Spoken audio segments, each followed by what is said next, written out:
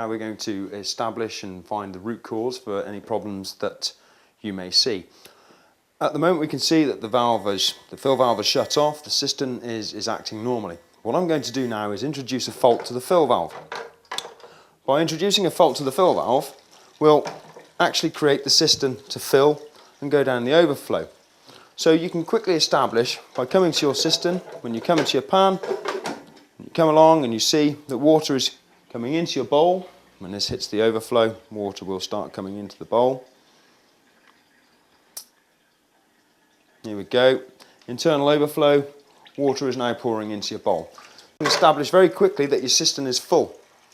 As your cistern is full, your flush valve is obviously sealing well, and it's the fill valve that is overflowing as there is a fault. So it's the fill valve that needs replacing.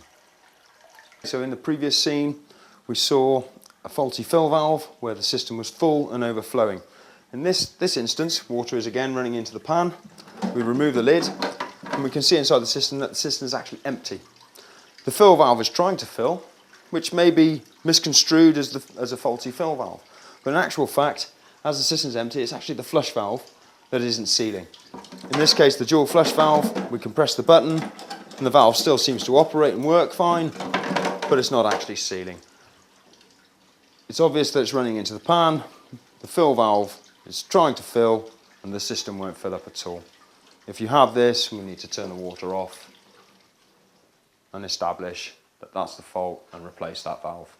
In this scenario, what we've done is introduced a very, very small leak between the seal face of the flush valve. As you can hear, the fill valve is slowly trying to fill because we have this tiny trickle coming into the pan.